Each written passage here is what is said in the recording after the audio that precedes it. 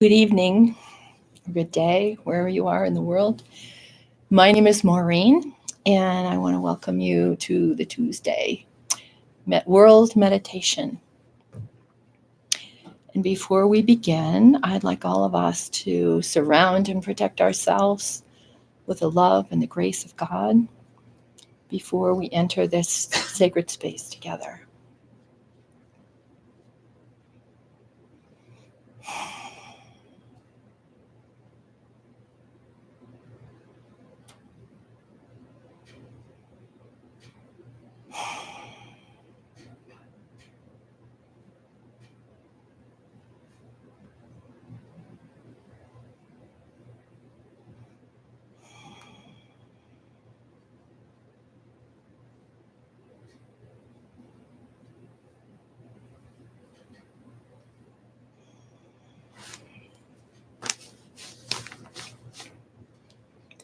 Nasi Navaragra.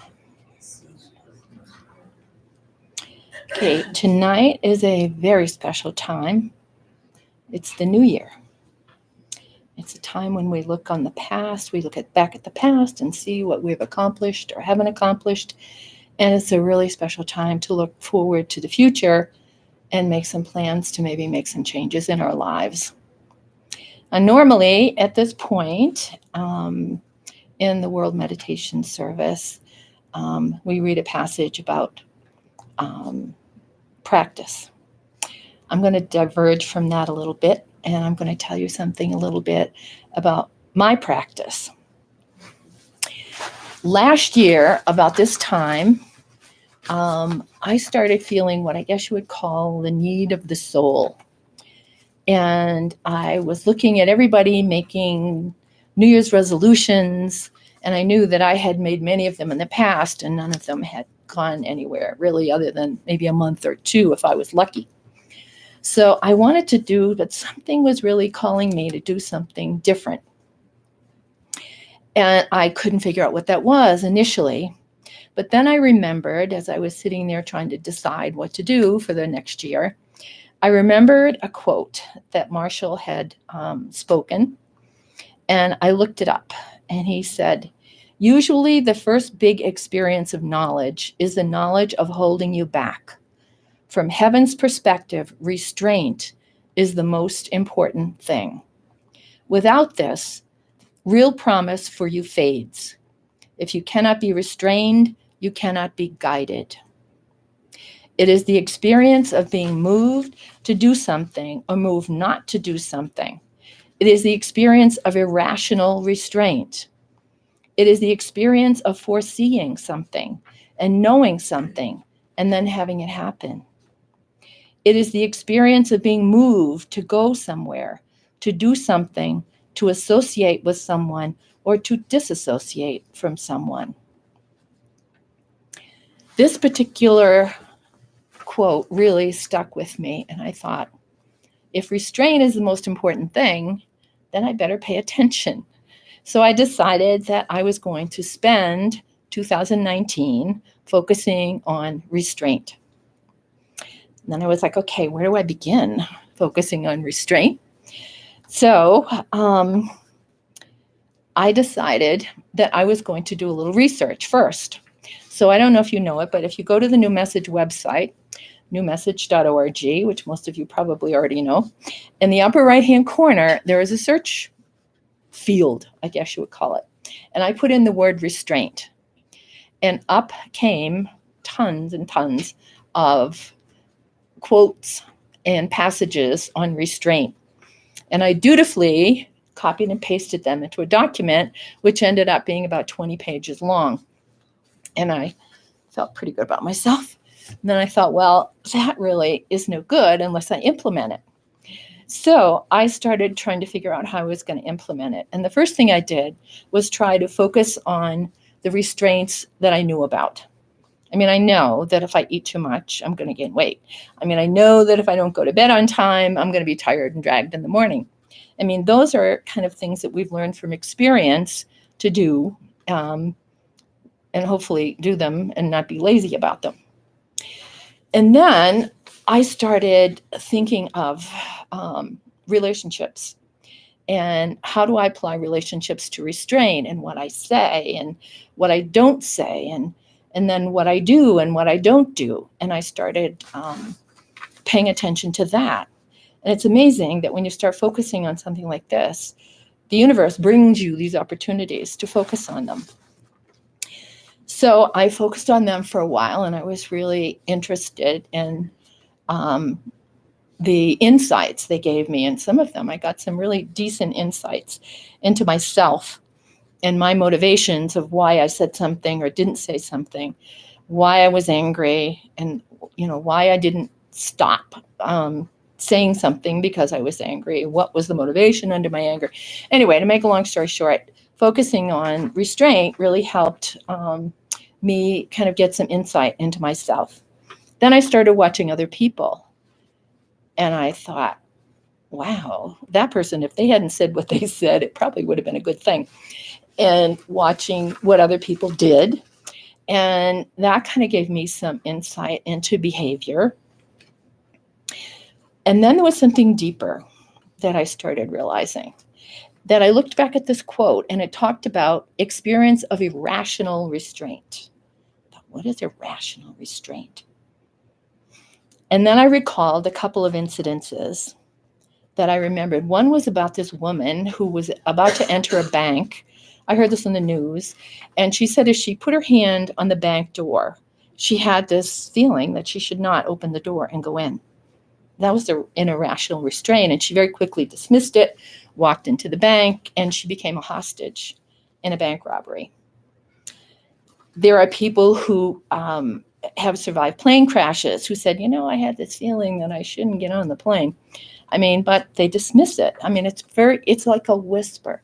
You just hear this little feeling, and it's very easy if you're not paying attention and if you haven't built a capacity for recognizing restraint when it comes. It could mean the difference between life and death. Then I started looking at the world and thinking, if restraint were applied to political leaders, wow. It could, if political leaders developed a capacity for restraint, could it prevent wars? Could it prevent economic collapse? The possibilities were endless when I started thinking about how important restraint really is. And then I had one of my own little irrational restraints, which turned out to be really interesting. Normally, at this time of year, I go to my daughter's in Seattle, and I've done it for a number of years, and there's always been no question that I go to Seattle at Christmas time. Well, this year, I had this feeling, even when I was trying to get cheap tickets back in September to go to Seattle, I had this feeling that I shouldn't go to Seattle. And it was irrational. I know, well, I always go to Seattle. Why can't I go to Seattle? But this nagging feeling. So I put it off and put it off and put it off. And finally I called my daughter and said, I don't know why, but I don't think I should come to Seattle this year. She was like, oh, okay, no problem. Anyway, as it turned out, if I had gone to Seattle, many of you know that our dear friend Mary Lee is critically ill and is probably in her last hours. And had I gone to Seattle, I would not have been able to stay and say goodbye. And I am really grateful that I listened to that restraint. And then I started thinking about, what is this restraint? What is this power?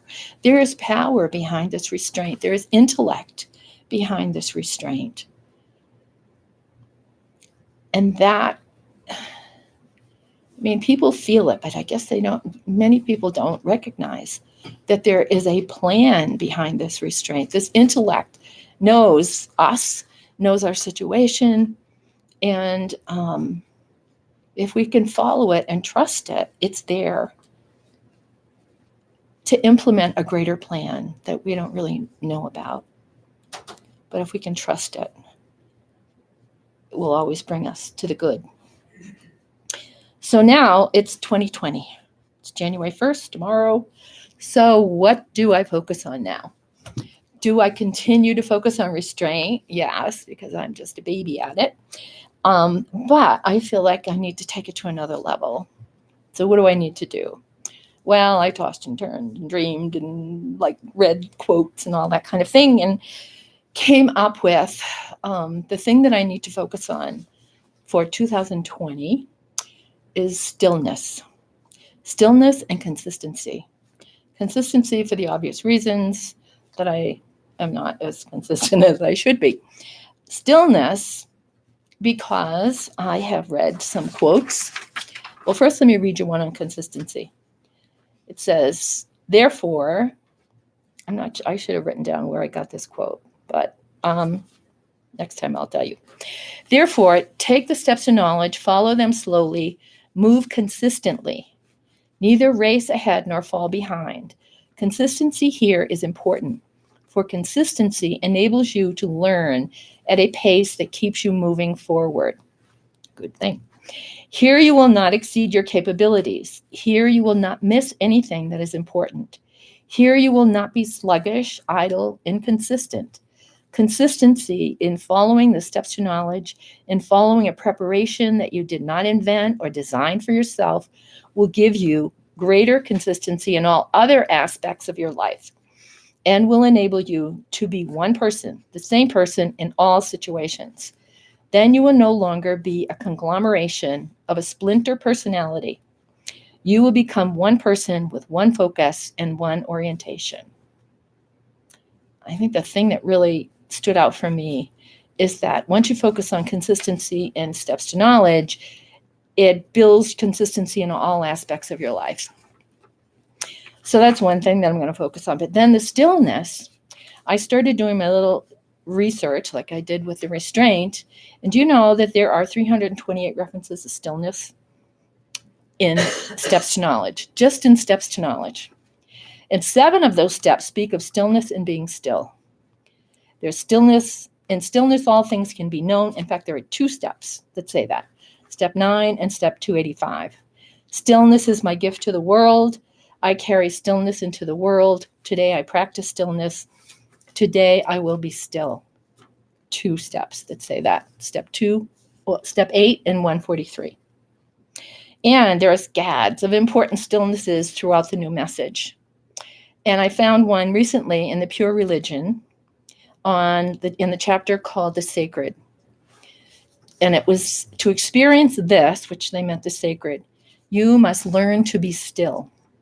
And you must take the steps to knowledge, the deeper mind that God has placed with you, where God's wisdom can be experienced, where God's will and presence in your life can be experienced in the stillness. Then there was another quote that I came across many, many years ago, probably about 15 years ago, when I was in Unity Church in Missouri.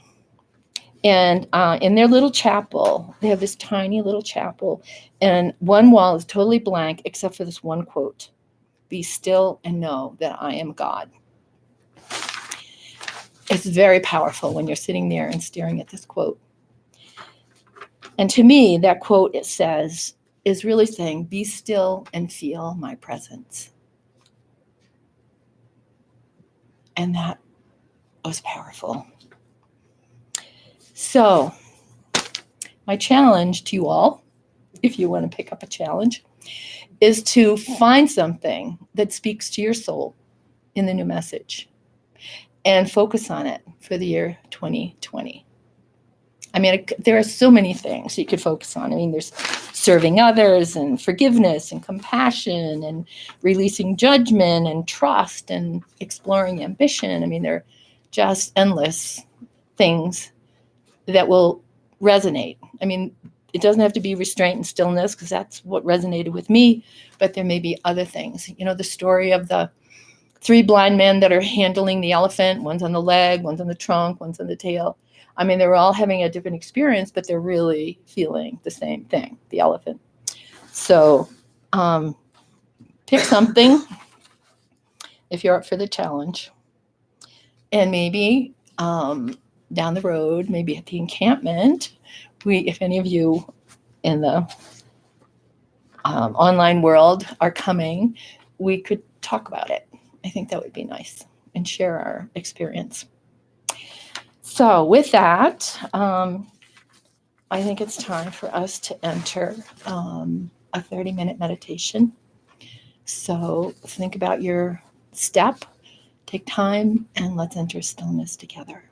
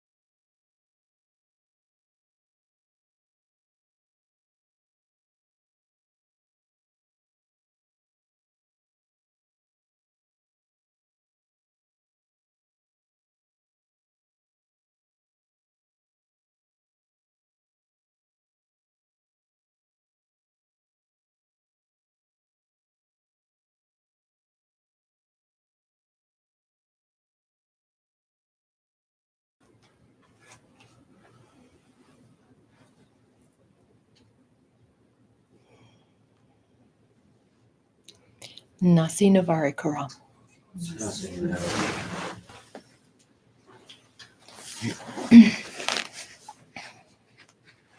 I'd like to read a little something from the requirements of the messenger. And they talk about how restraint played such a big role in his life and still plays a role in his life. The requirements of the messenger are very unique, and we give them to you now so that you may understand this person, that you might recognize what is required and recognize that only one is given the responsibility to receive and to initiate the proclamation of God's new revelation. Once you understand the requirements, perhaps you will be able to accept this yourself. First, the messenger, before he even knows he is the messenger or has any idea of this, must be held back from giving his life away to people, places, and things. He will need to be educated fundamentally, but he cannot commit himself to family and career until the moment of initiation occurs, which would be later in his life, beyond his early youth. Therefore, he must be restrained, and he must restrain himself. He must honor the feeling within himself to be restrained. He must not become politically engaged. He must not become seriously socially engaged. He must not have radical views. He must be very healthy. He must grow up in a healthy family, but be able to move beyond that family and its obligations and expectations. He must not have any religious training or be religiously oriented particularly, so that his ideas do not become preconceived and formulated early in life. He must respect religion, but not become closely tied to it in any form. He will have to be willing to wait a very long time for his true partner and mate to arrive, and he must feel this and know this within himself sufficiently so as not to pursue romance or commitment in any relationship before it is appropriate for him to do so. He must not become an ardent spiritual practitioner, for this will set in train preconceived notions that would only have to be undone later. So it is better that he restrain himself and be restrained even from this. His youth will be ordinary, but exceptional in some ways. He will not understand himself or his motivations, for that could not be understood in this early stage. He will have to trust a feeling that will only be there intermittently. He will have to want things but not have them, without knowing why. While everyone around him is giving themselves over to people, places, and things, he cannot do this. He must learn about relationships, human passion, and the follies of romance. He must see people committing all manner of errors and mistakes without condemnation. He must wait. That is so very important here to understand. For who can wait? Can you wait, really wait, for the time, for the moment?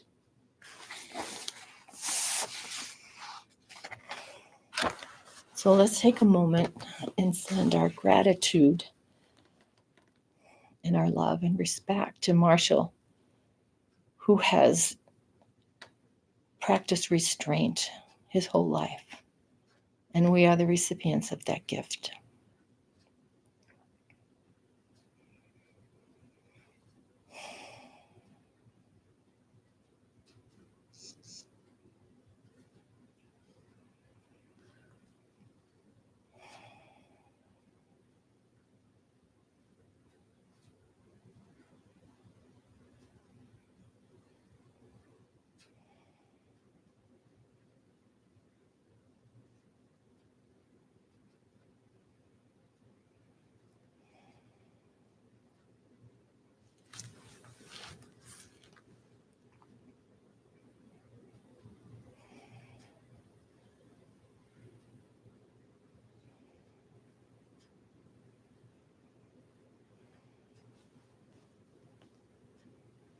And now take a moment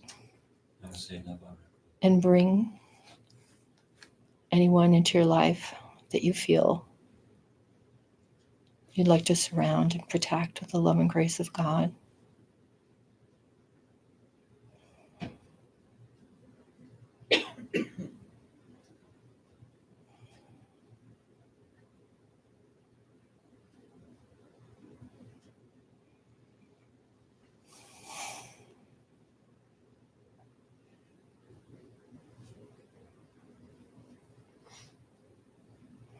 Nasi Navari Karam.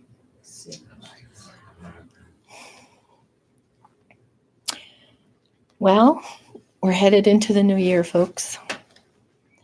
I want to wish you all who are joining us from a distance a very, very happy new year. Thank you for joining us.